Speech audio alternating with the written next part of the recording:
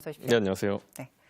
대표님 요즘 하루에도 몇 개씩 언론 인터뷰 하고 계시고 또 개인 유튜브를 통해서도 워낙 활발하게 소통하고 계시니까 대표님이 어떤 생각을 하고 있는지 뭘 말하려고 하는지 상당 부분 잘 전달되고 있을 거라고 생각하는데요. 아무래도 지금 가장 큰 이슈가 신당 창당이니까 좀 더 명쾌한 이야기들을 직접 들어보려고 합니다.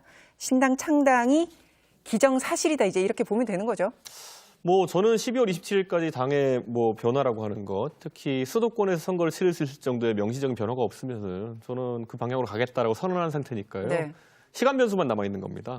네, 그래서 저는 여기서 구질구질하게 무슨 이렇게 하면 제가 이렇게 하겠다, 저렇게 하면 이렇게 하겠다 이런 얘기는 안 합니다. 그냥 시간 변수만 남아 있고 사실 그때까지 당이 만약 변해가지고 국민들이 당의 변화를 인정한다 그러면은. 창당하고 말고 선택의 문제가 아니라 제가 창당할 방법이 없습니다. 네. 예, 그렇기 때문에 그거는 알아서 잘하면 됩니다. 시간만이 남은 거다. 시간만 변수다 하셨는데 그거를 왜 그렇게 두시는지는 조금 이따 또 여쭙도록 하고요. 그러면 그 12월 27일에 신당 창당 가능성이 100% 되는 날이다. 이제 이렇게 얘기를 하고 계신데 그러면 그 날이 됐을 때 신당 창당을 공식 선언하겠다는 건지 아니면 구체적으로 창당 대회까지 고려를 하시는 건지요? 그때는 아마 이제 탈당하고 신당을 가겠다는 의지를 밝히는 시점이 될 테고요. 그 다음에 이제 나중에 그 다음 절차는 같이 하는 사람들과 상의를 해야 되지 않겠습니까? 네. 상의라는 거는 저 혼자 하는 게 아니라 개인 사업자가 아닙니다, 그거는. 예. 그렇기 때문에 뭔가 법인에 가까운 걸 차리려고 그러면은 이사진도 구성해야 되는 것이고 그런 절차가 있듯이 그 뒤는 그 뒤대로 또 준비가 되고 있습니다. 그래서 제가 이걸 왜 여쭙냐면 신당 창당이라는 게 말씀하신 것처럼 사전 작업이 쉽지 않은 작업이고 그래서 많은 사람들이 이걸 선언만 하지 실제로 창당으로 현실적으로는 이어지지 않을 것이다 이렇게들 또 예측을 하고 있는데 그래서 얼마나 구체적으로 이런 작업들 추진하고 계신지가 좀 궁금합니다. 제가 예전에 바른정당을 창당할 때는 제가 그때는 실무진으로서 옆에서 구경을 많이 했고요. 그다음에 새로운 보수당을 창당할 때는 제가 실무진으로서 일도 많이 해봤습니다. 그렇기 때문에 창당이라는 것이 실제로 어느 정도 국민적 지지가 있는 사람들 또는 집단에게는 그렇게 어려운 일은 아닙니다. 다만 그런 게 없으면은 이제 소위 그 창당 전문가라고 하는 사람들이 도움을 받아야 되는 것이고 최근에 언론 보도도 됐지만 조정훈 의원 같은 경우에는 창당하고 났더니만은 당비례는 당원 61명밖에 없다. 이런 것 때문에 제대로 창당한 거냐 말이 나오는데 저는 제대로 할 겁니다. 그 금전적인 부분이라든지 일단 시도당에서 몇천 명의 이제 당원이 모여져야 되고 이런 것들은 이준석이라는 이름 하나만으로도 충분히 가능하다 이렇게 보고 이렇게 보면 될 것 같아요. 예. 사람들이 호사가들이 이제 여의도 바닥에서 당을 창당하려면 몇십억이 든다. 그리고 이 돈에 그 돈이 어디 있냐 못한다 이러잖아요. 이 비슷한 거죠. 언제 들어봤냐면요. 2년 전에 전당대회 할 때 전당대회 한번 치르려고 그러면 한 10억 드는데 20억 드는데 어떻게 하냐. 그래서 저는 그냥 불필요한 거 다 제하고 저 문자도 안 보내겠다. 사무실도 안 차리겠다. 이렇게 해서 산무선거운동 해가지고 3천만 원에 끝냈거든요. 그러니까 자꾸 이제 과거의 정치 관행 중에서 아주 안 좋은 것들을 끌어내가지고 야 너도 그렇게 할 거 아니야? 그러니까 너 못 할 거야 이렇게 얘기하는 거는 의미가 없다. 저는 제가 정치하면서 걸어가는 하나의 스텝이 제가 그래서 서산대사가 하셨던 답설이라는 시를 이제 항상 인용하는데 제가 눈밭을 걸어가면은 그 뒤에 다음 사람이 따라올 수 있도록 그 길자국을 내는 게 제 역할이다 보고 있습니다. 그래서 제가 처음에 전당대회 나갔을 때 돈 없어서 못할 거라는 사람들 다 사라졌잖아요. 그리고 제가 30대 당대표가 되고 나니까 그다음에 우리 천하용인 팀에서 천하람 위원장이 당대표로 나갔을 때 야, 너 30대니까 안 돼. 이런 말 아무도 안 하잖아요. 결국 우리가 만드는 건 하나의 그런 뒷사람이 따라올 수 있는 길이기 때문에 창당한다 해도 제가 무슨 브로커한테 돈 주고 맡기고 이렇게 안 할 겁니다. 걱정 마십시오. 예. 사람들이 잘 따라올 수 있는 그 길을 내가 제일 앞장서서 걸어가겠다. 자, 그럼 이 시점에서 창당을 할 수밖에 없는 이유, 출사표라고 해야 될까요? 한 말씀 명쾌하게 좀 하시죠. 오늘은 그렇게까지 말할 단계는 아닌 것 같고요. 근데 이건 있는 것 같습니다. 그러니까 저도 정치 이제 한 12년이 다 돼가는데요. 저 개인으로서는 남들이 얻어본 많은 영광을 얻었죠. 제가 당대표도 해보고 대선 지선 승리한 당대표라는 칭호도 얻어보고 근데 선거 단순히 이기고 지고 하는 문제 그리고 보수 진영이 잘 되는 문제를 넘어서 가지고 특히 지난 1년 반 동안 윤석열 정부 출범 이후에 그리고 선거하는 한 1년 정도 기간 동안에 대장동 갖고 서로 이제 나쁜 사람 만들기 하는 거로 국정이 흘러가는 걸 보면서 굉장히 문제의식 많이 느꼈습니다. 지금 우리가 이제 집권 1년 반이 됐는데 왜 우리는 경제정책의 방향, 교육정책의 방향, 통일정책의 방향 같은 걸 모르지? 그러니까 정책에 대한 고민이나 준비가 안 돼 있을 뿐더러 민생에 대한 관심이 없는 것처럼 보이는 거거든요. 저도 이제 정치하면서 뭔가 대한민국 또는 다른 사람에게 보탬이 되는 삶을 바꾸는 정치를 하고 싶지 이기는 것 그 자체에 대한 집착에서 저는 이제 많이 멀어지려고 합니다. 왜냐하면 물론 이겨가지고 성과를 내야 되는 것도 한 가지지만은 그 이기는 것 자체만으로는 제가 정치하는 효능을 느낄 수가 없습니다.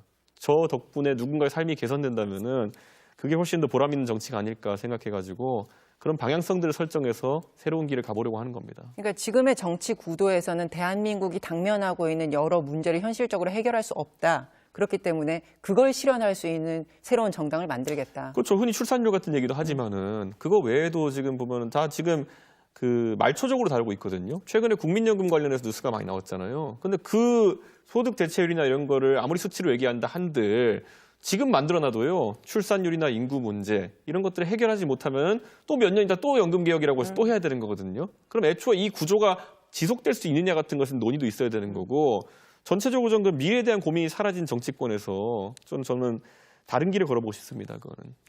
그래서 12월까지 대통령의 변화 그리고 당의 변화를 주문했는데 지금 시점에서는 그 가능성은 아예 없다 이렇게 확신하십니까? 제가 최근에 이런 얘기를 하니까요. 어떤 분이 저한테 인스타그램 메시지로 이렇게 보내더라고요. 본인은 이제 이혼을 경험하신 분인데 지금 이준석 대표 심정이 이해가 간다. 예. 저는 솔직히 결혼도 안 해봐서 잘 모르겠습니다만은 그 이혼 경험이 있으신 분들은 마지막에 그러니까 숙녀의 기간 이런 것이 무엇인지 잘 이해하시더라고요. 그래서 그러면 예. 내가 당대표까지 역임을 했던 이 당에 대한 그 애정을 쉽사리 그냥 지금 바로 끊어버릴 수는 없다? 이미 마음은 떠났는데 혹시나 그이가 막판에 정신 차리지 않을까. 예, 애들도 생각하고 뭐 이런 마음이 생기면은 그냥 시간은 정해놓고 두고 보는 겁니다. 그러니까 애초에 마음은 이제 결정이 됐다는 거 아닙니까? 마음속에 희망은 없다는 말씀이신데. 그러면 저는 저만큼 윤석열 대통령에는 신뢰가 있는 사람이 없습니다. 저는 윤석열 대통령이 변하지 않을 거라는 확고한 신뢰가 있습니다. 변하지 않을 거라는 확고한 신뢰가 그렇기 때문에 있습니다. 저는 그냥 시간만 가고 있는 겁니다, 지금. 아니 그러니까 이렇게 얘기를 합니다. 그래서 왜 굳이 그러면 12월이라 자꾸 포석을 까냐. 이 메시지는 어떤 본인의 명분을 쌓기 위한 것 아니냐. 이렇게도 보는데요. 당은 대통령 것이 아니거든요. 저는 지금 상황에서 대통령께서 당에 대한 잘못된 당정 관계를 갖고 가고 계시고 그리고 국정도 지금 제가 봤을 땐 방향성이 제 마음에 들지 않지만은 당은 당원들의 것입니다. 그러면 거기서 대통령이 변하는 변수 외에도 당원들이 이제 선거를 앞두고 마음을 바꿀 수도 있는 겁니다. 그렇기 때문에 저는 제가 국민의힘의 초대 당대표로서 당원들에 대한 예의는 대통령에 대한 실망이나 이런 것과 별개로 제가 지켜야 되는 겁니다. 일각에서는 날 잡아줘라는 그런 메시지를 계속 보내고 있는 거다. 국민의힘에게. 그리고 또 홍준표 대구시장 같은 경우에는 두 번째 가출한다. 결국 다시 돌아온다. 뭐 이런 얘기들도 하는데 그 부분에 대해서는 어떻게 답하시겠습니까? 실제로 홍준표 대표가 지난 총선 때 가출을 하셔다 돌아오셨어요. 그때 가출할 때 당대표로 제가 그 입당을 받아들였거든요. 그렇기 때문에 뭐 본인의 경험선상에서는 맞는 말일지도 모릅니다. 근데 꼭 그렇게 홍준표 대표처럼 나갔다가 무소속으로 했다 다시 돌아오시는 경우만 있는 건 아닙니다. 예를 들어서 과거에 저는 요즘 이런 생각해 봅니다. 물론 저와 진영적으로는 반대에 계신 분일지 모르겠지만은 노무현 대통령께서 부산에서 YS 대통령의 주도로 당선된 다음에 3당 합당 때 그 당을 떨치고 나갔을 때 어떤 마음이었을까? 언젠가 다시 돌아오겠다는 마음이었을까? 아니면은 이것과 새로운 나의 정치를 해보겠다는 생각이었을까? 후자에 가까운 길이었다 보고 저는 그 부분이 노무현 대통령의 진정성이었다 보는 거거든요. 그러니까 저도 제가 뭐 감히 그런 훌륭한 분에 비할 건 아니지만은 그 결론이 꼭 홍준표 대표처럼 다시 돌아오기 위한 기반을 마련하기 위한 탈당 뭐 이런 건 아닐 겁니다. 한다면은. 예. 그러니까 내가 만약에 지금 나가서 창당을 하게 되면 뭐 창당을 할 것으로 이제 확실시 됩니다만 그렇게 했을 때 내가 다시 국민의힘으로 돌아갈 일은 절대 없을 것이다. 이렇게 확언을 하실 수 있는 겁니까? 저는 이렇게 생각합니다. 저는 지금 시점에 만약 탈당을 하겠다 그러고 창당을 하겠다 그러면요. 적어도 그것은 웬만하면 배제해놓고 가는 길이다. 이렇게 생각하는 거고요. 이런 게 있습니다. JP가 원래 민자당에서 나가가지고 자민련이라는 당을 했을 때 굉장히 오랫동안 했죠. 나중에 그 자민련이라는 당은 실패해가지고 한나라당에 흡수가 됐습니다. 근데 그런 거는 실패의 경험이고요. 제가 만약 실패한다 그러면은 그 당 자체가 어떻게 될지 모르겠습니다만은 저는 지금 험한 길을 가보려고 하는 겁니다. 험한 길을 간다는 게 이제 보수에 대한 가치는 버리지 않으실 것 아닙니까? 그러면 대한보수 신당을 생각하시는 겁니까? 그것보다는 넓어져야 된다고 생각합니다. 왜냐하면 저는 보수가 정확히 무엇을 의미하는지도 이제 희미해져 간다 이런 생각이거든요. 적어도 정당 민주주의가 무너진 게 이게 보수의 모습이냐. 두 번째로 그러면은 최상병 건에 대해 가지고 어쩌면 대통령 당신께서 예전에 스타 검사 시절의 모습과 가장 닮아 있는 박정훈 대령을 저렇게 대하는 것이 과연 보수의 모습이냐. 아니면 홍범도 장군 흉상을 저렇게 옮기는 것이 지금 비례대표 우리 당의 1번이 윤주경 의원님이거든요. 윤봉길 의사의 후손이에요. 그런 분을 비례 1번으로 모신 당의 모습이냐. 저는 보수의 모습이라는 것이 과연 윤석열 대통령의 모습과 동치인가에 대해서는 약간 의문을 갖습니다. 그렇기 때문에 하지만 저는 이렇게 생각합니다. 보수가 지금까지 너무 의제를 좁혀놓은 것도 있어요. 매번 무슨 뭐 상대 종북 담론 이런 거 해가지고 안보나 경제 담론 외에는 보수에 남아있지 않습니다. 네. 근데 저는 보수에서도 노동, 환경, 인권 이런 담론들이 나와야 된다 생각하는 거거든요. 예. 저는 그래서 그런 걸 다루는 것도 앞으로 정당의 책무가 될 거다. 그러니까 기존의 보수와 진보라는 이 이념에 대해서 스펙트럼이 아예 넓어지거나 달라져야 된다고 생각하시는 겁니까? 그렇죠. 제가 그래서 최근에 정의당에서 노회찬 의원이 했던 고민들과도 같이 할 수 있다고 하는데요. 노회찬 의원이 예를 들어서 아침에 새벽 버스를 타고 6,411번 버스를 타고 출퇴근하는 사람들의 삶을 얘기했을 때 그게 보수의 아젠다입니까? 진보의 아젠다입니까? 정치권이라면 다 살펴야 되는 아젠다고요. 수용자 인권을 얘기했을 때 그게 감옥에 있는 분이라 해가지고 인권이 없을 수는 없는 겁니다. 그러니까 그런 것들이 보수의 아젠다입니까? 진보의 아젠다입니까? 저는 그런 보편적 아젠다도 외면하지 않는 것이 새로운 정당의 모습이어야 된다. 대통령께서 민생보다 이념이다 하셨는데 그게 어떻게 보수의 생각입니까? 그냥 윤석열의 생각이지. 국민들의 실제 삶에 직접적으로 도움을 줄 수 있는 그런 정치가 있어야 된다. 그렇죠. 그리고 저는 보수의 아젠다로 자꾸 치장해가지고 뭘 국한하지 않았으면 좋겠습니다. 도대체 정당이 왜 홍범도 흉상 이전에 매달려야 되는지도 모르겠고요. 예. 자, 그럼 본인이 신당을 창당했을 때 네. 국민의힘에게는 어느 정도 타격이 될 거라고 보십니까? 이게 이 대표님의 지지층에는 젊은 세대가 많지 않습니까? 네. 그래서 본인이 충원을 했음에도 국민의힘이 변화하지 않아서 내가 탈당까지 하게 됐다. 이 이미지가 결국에는 20, 30대 그 유권자들의 국민의힘 이탈로 이어질 거다. 이런 분석이 있는데 그거 동의하십니까? 저는 뭐 예측을 하지 않겠습니다. 그런데 뭐 어쨌든 선택한 길이니까 본인들이 선택한 길이니까 잘 됐으면 좋겠습니다. 결국 홍범도 흉상을 통해 가지고 20대 30대를 쫓아보내고 더 70대 지지율을 강화시키는 것이 총선 전략이라고 했던 거 아닙니까? 본인들이 선택한 전략이니까 결과를 담당하게 받아들였으면 좋겠습니다.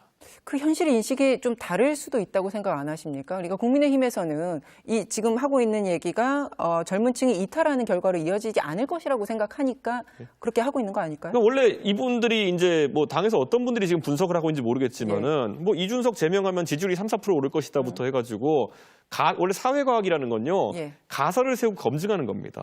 그러니까 지금 강서 보궐선거에서도 사실 데이터가 나왔는데 이 데이터를 분석해 보면은 지금 수도권 분위기가 예측이 돼야 되는 거거든요. 근데 보고도 예측 못한 게 실력인 거죠. 그러니까 저는 본인들의 가설을 입증하면은 그럼 본인들이 성공하는 겁니다. 예. 이 가설이 있잖아요, 지금. 홍범도 흉상을 화끈하게 이전해 버리고 이렇게 하면은 70대 유권자가 더 투표장에 와가지고 20대, 30대 좀 나가도 상쇄하고 우리가 총선 이길 것이다. 그거 믿고 전략 나간 거 아닙니까? 계속 알겠습니다. 이념으로 가보면 됩니다, 그렇게. 그 신당 창당의 명분과 지향, 그러니까 현실 정치가 대한민국이 당면한 문제를 해결할 수 없다. 그래서 새로운 정치가 열려야 된다. 자, 이건데 유권자들이 그 필요성에는 공감을 하면서도 네. 실제로 표를 주는 것과는 차이가 있을 수 있다. 다른 문제다. 이런 시각들이 있습니다. 이건 어떻게 동의하십니까? 그러니까 결국 정치라는 건요, 아젠다를 내세우는 그 창의력이 있어야 되는 것이고, 두 번째는 그게 실행력이 담보되느냐가 아마 유권자들이 표를 던지는데 굉장히 중요한 요소일 겁니다. 그래서 보통 거대 정당이 선거를 하면 유리하거든요. 의석이 어느 정도 있을 거로 예상되기 때문에 그들이 하는 말에 그래도 실행력과 신뢰도가 부여되는 거 있거든요. 신당은 그게 어려운 겁니다. 근데 어쨌든 그 어려운 걸 알고 나서는 길인 만큼 가장 창의적이고 가장 대한민국의 문제들에 대해서 괜찮은 해법들을 내는 것, 그리고 그걸 가장 잘할 수 있을 것 같은 사람들이 뭉치는 것이 신당의 작전이 되는 것이겠죠. 거기에 국민들 신뢰 보내가지고 적당한 의석수를 주신다고 한다면은 그 다음에 이제 그 다음 선거부터 실행력이 좀 담보되는 선거가 되겠죠. 지금 상황에서는 창의력과 그리고 그걸 실현시킬 수 있는 인재 풀로 승부하는 수밖에 없다. 그게 현실적인 상황입니다. 마음속에 자신이 있으신가 봐요. 어렵지만.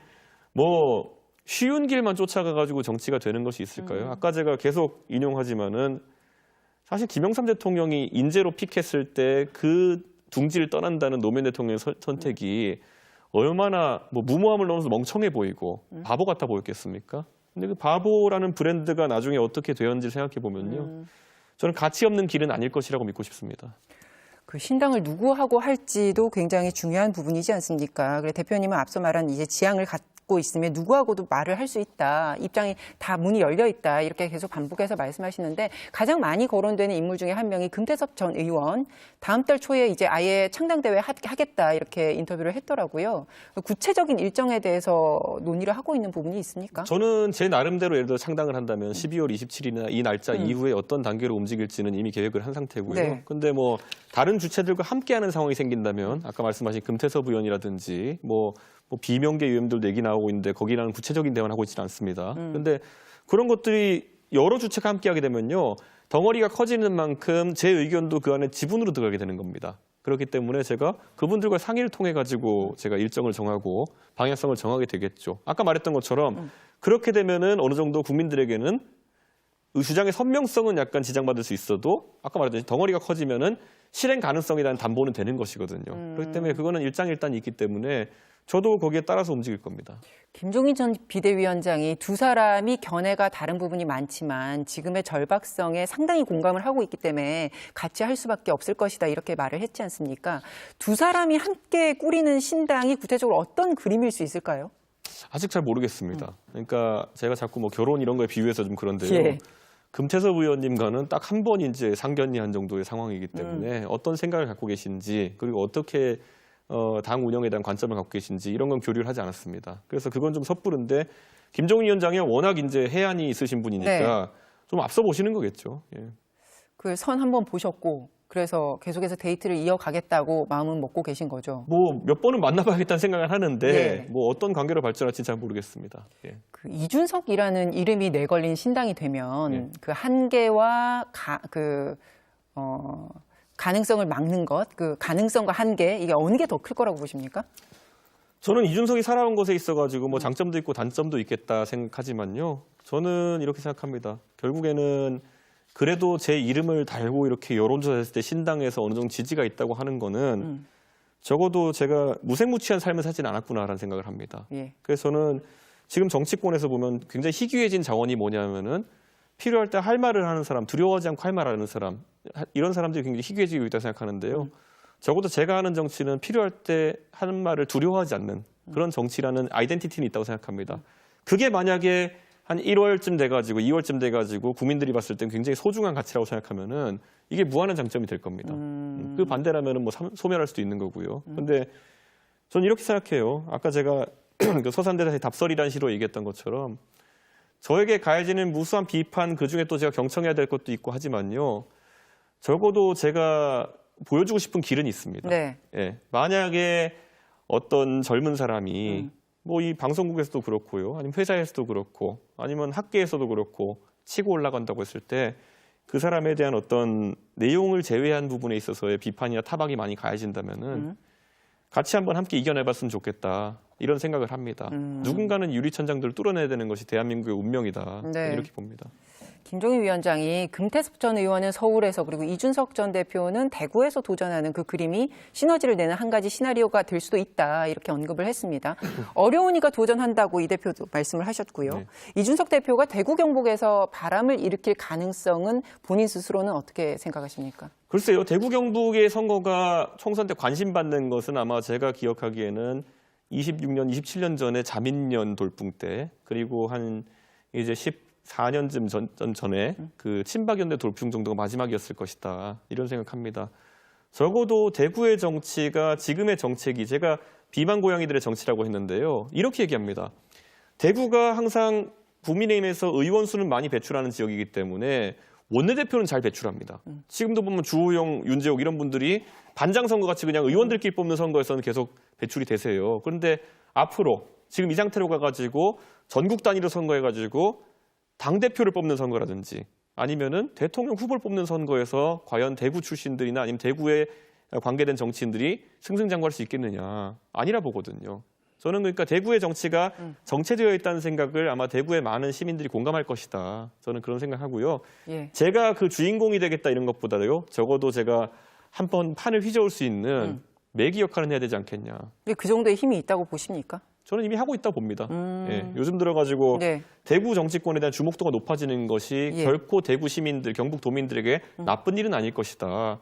아까 보면 또 앞에 패널들 말씀하실 때 한동훈 장관의 대구행이라든지 이런 것들을 또 정치적으로 민감하게 받아들이기도 하고요. 대통령께서도 이제 평소 가시던 서문시장을 벗어나서 칠성시장까지 가셨다는 거 아닙니까? 저는 어느 정도 역할하고 있다 봅니다. 앞으로 더 열심히 하겠습니다. 자, 한 장관 얘기를 하셨으니까 네. 한 장관이 오늘 대구 일정이 네. 있습니다. 그 한 장관의 대구 행보를 어떻게 해석하세요? 뭐 일각에서는 네. 이준석 견제다 이렇게도 얘기를 하는데 어떻게 보세요? 저는 한 장관을 경쟁 상대로 보지 않습니다.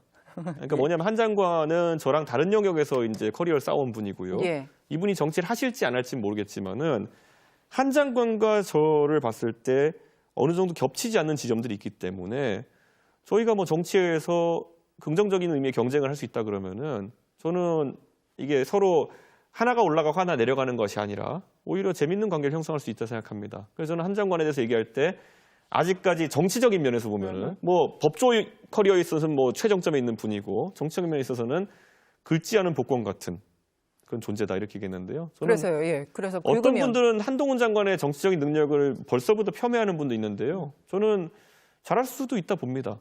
그렇기 때문에 기대감을 갖고 지켜보는 입장입니다. 수요층이 아예 갈린다. 네. 나랑 공통된 부분이 많지 않다. 네. 이렇게 언급을 하셨는데 그러면 대구라는 곳은 보수의 심장이라고도 우리가 일컫는데 그러면 그 보수의 지지층, 핵심인 그 보수층, 그분들의 수요는 한 장관을 향한 것이다. 이렇게 보지 않습니까? 그러니까 이런 거죠. 한동훈 장관 지금까지 공무원으로서 지금까지 근무해왔기 때문에 공무원의 특징이 뭐겠습니까? 그리고 그중에 검찰 공무원의 특징이라면 상명하복이라든지 이런 조직에 있어서 한동훈 장관이 파격적인 뭐 저항적인 자세라든지 이런 걸 취한 적이 없잖아요. 반면에 윤석열 대통령은 그런 자세를 취함으로써 대선 주자로 발돋움했던 거거든요. 저는 한동훈 장관도 이제 매력적인 정치 캐릭터로 발돋움하는 데 있어서 네. 본인이 어떤 선택을 할까가 되게 중요하다. 저는 이렇게 봅니다. 앞으로 한동훈 장관에게는 법무부 장관의 영역을 넘어선 많은 방면에서의 질문들이 쏟아질 겁니다. 예. 이번에 보면 민주당의 이소영 의원이 예결위장에서 재밌는 질문했더라고요. 한동훈 장관에게 그 부정선거 담론에 대해 가지고 어떻게 생각하느냐. 그러니까 이소영 의원은 한동훈 장관을 잠재적인 정치적 인물로 본 거죠. 그런 질문을 할 때 한동훈 장관이 그때는 왜 이런 질문 하시는지 모르겠다며 답변을 회피했어요. 근데 한동훈 장관이 정치권에 들어오는 순간 부정선거 담론에 대해서 어떻게 생각하느냐. 아까 말씀하셨던 한동훈 장관을 굉장히 좋아하는 어르신 지지층에서는 부정선거를 믿고 계신 분들이 많아요. 그런데 거기서 한동훈 장관이 어떻게 답하냐에 따라 가지고 떨어져 나갈 지지층도 있고 더 지지가 강화될 지지층도 있고 이런 게 앞으로 아마 좀 챌린지가 될 거다 이런 생각합니다. 그러니까 아까 긁어보지 않은 복권이라고 한 네. 장관을 언급을 하셨는데 네. 그러면 한 장관이 긁었을 때 당첨이 되려면 어떤 이슈에 대해서도 본인의 투철한 관이 있어야 된다 이 말씀을 하시는 거예요? 그렇죠. 저는 어떤 문제든지 답할 준비, 한동훈 장관은 어떤 문제도 답할 수 있는 충분한 지성이 있다고 저는 생각하고요. 실제 답변하는 거 보면 능숙능하게 하십니다. 근데 아까 말했던 부정선거에 대한 관점 이런 거는 말 한마디 할 때마다 어느 쪽으로 답변하든 자기 지지층이 우수수 떨어져가는 그런 경험입니다. 계속 사람들이 질문할 겁니다. 예를 들어서 뭐 대구에 가보면 지금 뭐 이슬람 사원 문제 같은 것도 있고요. 경북대 앞에. 이런 거 사람들이 질문했을 때 회피하지 않는 게 정치인입니다. 근데 그걸 거쳤을 때 한동훈 장관이 얼마나 성공적일지는 저는 기대를 갖고 보고 있습니다. 얼마 전에 한국 시리즈 LG 우승했잖아요. 네. 근데 거기서 사자타를 왜 쓰셨어요? 대구 삼성 라이온즈 팬들에게 호소하는 거다 이런 얘기가 나오는데. 그게 제가 사실 2013년에 찍은 사진입니다. 아 그래요? 네, 그게 실제 그게 삼성 라이온즈 블레오라고 예. 사자 응원 탈이거든요. 예. 그게 정품입니다. 제가 경기장에 갔는데 공교롭게도 응원단장분을 만나서 제가 2013년에 쓰고 한번 찍어본 겁니다. 예. 그게 왜 그랬냐면요. 제가 이제 그 한국 시리즈 관련해서 올릴 때 사실 제가 삼성 팬인 게 많이 알려져 있습니다. 네, 그렇기 때문에 갑자기 왜 LG 응원글 올리냐 이런 소리 들을까 봐 한 거고요. 또 급하게 갑자기 제가 뭐 대구 출마 가능성 얘기하니까 그것 때문에 올린 거 아닐까냐 네. 그래가지고 2013년에 찍은 사진을 올린 겁니다. 저는 저희 할아버지가 돌아가시면서 유언으로 삼성 라이온즈를 응원하라고 하셨기 때문에 저는 삼성 팬입니다. 네. 알겠습니다. 그 현안들도 좀 여쭙겠습니다. 그 어제죠. 네. 대표님이 SNS에 KBS 뉴스에 그 뉴스 다뤄지나 안 다뤄지나 봐야겠다 이런 글을 남겼던데 네. 무슨 뉴스를 말하는 겁니까? 아무래도 어제 세간에 관심을 끌었던 뉴스는 그 최은순, 그 대통령의 장모 되신 최은순 여사의 어쨌든 그 대법원 판결에 대한 부분이었는데 당연히 이거는 뭐 국민들이 관심 가질 뉴스라 생각하고 KBS 뉴스가 최근에 개편을 했다고 하니 제 출연진도 개편하고 했다고 하니 어떻게 이걸 다룰까를 좀 관심 있게 봤습니다. 그런데 뭐 굉장히 말미에 제가 봤을 때는 좀 제목도 상당히 소프트하게 달고 이랬던 것 같아가지고 뭐 느낌은 있었지만은 따로 제가 평가하진 않겠습니다. 근데 제가 최근에 공영방송에 대한 그런 변화를 보면서 느끼는 게 있다면은 제가 얼마 전에 방송 나가서 이렇게 얘기했어요. 인요한 위원장이 지금 혁신위를 통해 가지고 당내 인사 정리를 하려고 하는 것 같은데 오히려 윤핵관 같이 국정 운영에 있어서 굉장히 큰 해를 끼친 사람들 같은 경우에는 전격적으로 뭐 표현이 좀 그럴지 모르겠지만 해치워야 된다. 굳이 말하자면 예전에 김영삼 대통령께서 국가의 큰 화근 덩어리였던 네. 하나회를 해체할 때 보면은 그 사람들은 뭐 실제 군부 권력이니까 굉장히 센 사조직이었지만은 자고 일어나니까 별이 다 떨어졌다. 이렇게 말이 나올 정도로 전격적인 움직임 보여야 되는데 지금 인요한 위원장 같은 경우에는 제발 윤핵관 어르신들 물러나주지 않으실래요? 뭐 이런 물어보고 다니는 수준이에요. 그래서 이런 건 안 된다. 그런데 이런 주장을 했는데 하나회 척결하듯이 윤핵관 척결하라 했더니만은 하나회 다루듯이 KBS를 다뤄버렸어요. 그래서 저는 이건 좀 아니다. 지금 왜냐면, 박민 사장 취임 이후에 KBS에서 일어나고 있는 이 일련의 상황에 대한 우려를 말씀하시는 그렇죠. 거예요. 왜냐하면 KBS의 구성원들이 지금 밖에 알려지기로는 뭐 억대 연봉을 받으시는 분이 많고 이렇게 소개돼 있지만은 방송이라는 거, 저도 방송 많이 하다 보니까 방송 하나를 만들기 위해 가지고 제작진에 계신 분들 중에는요, 특히 젊은 세대, 청년일수록 비정규직의 열악한 환경 속에서 일하는 분도 있고 이분들은 진짜 월 단위로 계약하는 분도 있으세요. 근데 갑자기 방송을 하루아침 없애버리면은 그분들은 어떻게 하라는 겁니까? 지금 그래서 그분들에게 뭐 한 달치 임금을 지급하느니 사후에 이제 이런 얘기가 나오고 있는 걸 알고 있는데 글쎄요. 저는 왜 윤핵관은 하나의 척결하듯이 하지 못하고 KBS에 손대는 거는 그런 식으로 하느냐. 저는 그러면- KBS에 있는 예. 그런 열악한 비정규직 제작진이 하나회 간부들 같은 뭐 대형 사조직입니까? 아닙니다. 거긴 약자들입니다. 이게 뭐 하는 건지 모르겠어요. 그러면 정부 여당에서 계속해서 말하고 있는 공영방송에 기울어진 운동장, 언론의 어떤 편향성, 이 부분은 어떻게 접근해야 된다고 생각하십니까? 저는 애초에 어떤 방송사든지 여당과 야당이 이 사진을 몇 대 몇 추천해가지고 그다음에 그 이 사진을 뽑는 방식으로는 KBS든 MBC든지 간에 이 문제가 해결되지 않을 것이다. 저는 이렇게 봅니다. 방송의 독립이라고 하는 거는 이 사진의 구성부터 어느 정도 독립성을 보장해줘야 되는 것이고 그게 매번 여야 비율 맞춰가지고 싸움할 것은 아니다. 저는 이렇게 보고 있습니다. 그리고 두 번째로는 저는 이렇게 봅니다. 재료가 신선하면요. 어떤 양념을 넣어도 음식이 맛있다 저는 생각합니다. 지금 국정에 있어서 약간 불편한 보도가 나온다고 대통령께서 느끼시고 정권이 느끼는 거는요. 아마 지금 던져진 재료 자체가 너무나도 정권에 불리하다. 누가 만들었습니까? 누가 홍범도 흉상 이전하라고 했습니까? 누가 최상병 건을 그렇게 다루라고 했습니까? 누가 이태원 참사에 대해 가지고 그렇게 대하라고 했습니까? 재료를 그렇게 만들어 놓고 보도가 예쁘게 나오길 바라는 거는 너무 과한 거 아닙니까? 알겠습니다. 네. 시간이 얼마 안 남았는데 조금 듣기 불편하실 네. 수도 있는 네. 질문 좀 드리겠습니다. 일각에서는 정치인 이준석에게 네. 이게 성비위 의혹이 사법적인 판단을 떠나서 계속 꼬리표로 발목을 잡지 않겠냐라는 시각도 있고요. 그리고 계속해서 태도 논란이 있는 부분에 대해서 본인이 좀 고려해야 되는 것 아닌가 또 이런 지적도 있습니다. 어떻게 답하시겠습니까? 뭐 저는 이런 겁니다. 저에 대해서 제기된 많은 의혹들이 있는데 뭐 그런 아까 성 접대 논란 이런 것도 있고 두 번째로는 뭐 학력 논란 이런 것도 요즘은 많이 띄우는 것 같아요. 근데 계속 부존재 증명은 제가 할 수 없습니다. 그러니까 그분들께서 존재 증명을 하시면 되는 거고요. 그건 뭐 수사기관도 마찬가지고요. 그래서 두 번째로 보면 싸가지론인 이렇게 얘기하는 것들에 대해 가지고는 이렇게 말씀드리고 싶어요. 국민의 입장에 서가지고 말을 강하게 하는 것은 정치인의 숙명입니다. 그것은 뭔가 개혁을 바라는 사람 입장에서는 세게 얘기할 수밖에 없어요. 자, 우리가 독립운동 하시는 분들도요. 형식은 보면 굉장히 과격할 수 있습니다. 도시락 폭탄을 던져요. 이런 게 얼마나 과격한 행동입니까? 그런데 그 뜻이 어떻게 바르냐에 대해서 결국은 평가하고 우리가 기리는 것이거든요. 제가 노무현 대통령 계속 인용해서 죄송하지만은 청문회장에서 면패를 던지는 행동이 형식적으로는 얼마나 싸가지 없는 행동으로 비춰졌을까와 별개로 그때 그게 국민들이 바라는 행동이었다 저는 이렇게 생각합니다. 근데 그와 별개로 다른 싸가지론의 영역도 있어요. 네. 예를 들어 제가 아는 어떤 분은 예. 기차를 타고 가다가 갑자기 앞자리에 발을 올린 분도 있고요.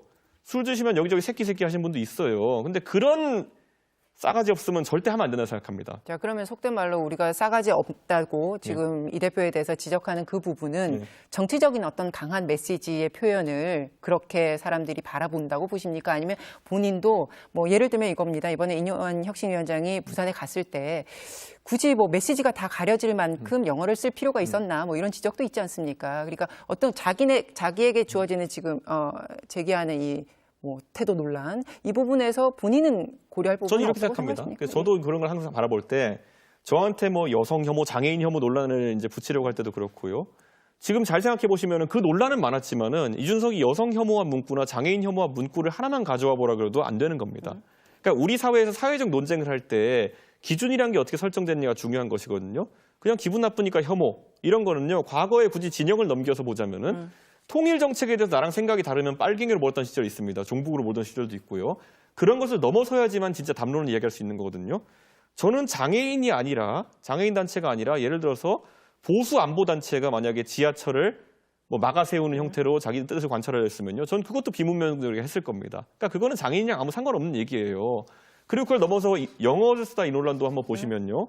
제 입장에서는 인요한 위원장이 2014년에 특별귀화가 되신 이중국적자십니다. 그리고 교육의 이력을 살펴보면은 영어로 굉장히 소통하시는 게 더 익숙한 분이에요. 실제로 최근에 제가 그냥 사례로 일례 들면요. 저한테 이제 계속 지금 기사 찾아보시면 말씀하시는 게요. 이준석 씨와 저는 꼭 밀실에서 만나서 대화하고 싶다 이렇게 말씀하세요. 그런데 밀실에서 만나고 대화하고 싶다가 무슨 뉘앙스인지를 생각해 보시면 굉장히 좀 섬뜩한 거거든요. 근데 이런 거 하나하나 때문에 저는 인요한 위원장이랑 얘기한다 하더라도 의사 전달이 명쾌하게 되는 방식으로 해야 된다 생각하는 거고요. 그럼 영어를 제가 이제 해가지고 소통했을 때 만약 불쾌하시면 저는 안 하면 되는 겁니다. 근데 이게 만약에 인종차별이 이렇게 가버리면 이거는 이제 또 과잉 논란이 되는 것이고 저는 대한민국에서 여러 가지 사회 담론들이 있는데 이것들이 정말 편하게 논의될 수 있는 시간이 왔으면 좋겠다는 생각하고 그게 저는 신당을 한다면 목표 중에 하나가 되었으면 합니다. 네, 마지막 질문입니다. 그러면 이준석 대표의 신당 정치적으로 넘어야 될 산은 뭡니까? 우선 유의미한 의석수를 만들어야겠죠. 네, 그것은 대한민국에서 교섭단체 기준이 20개이기 때문에 20개 이상의 의석을 얻을 수 있으면은 저는 단기적인 성공을 할 수 있다. 이렇게 보는 것이고요. 다만 그것보다 중요한 거는 후회 없는 정치행보를 하고 싶습니다. 네, 그렇게 하면 좀 만족합니다. 알겠습니다. 좀 더 구체화된 내용 들고 네. 또 조만간 뵙도록 하겠습니다. 대표님 고맙습니다. 네, 감사합니다.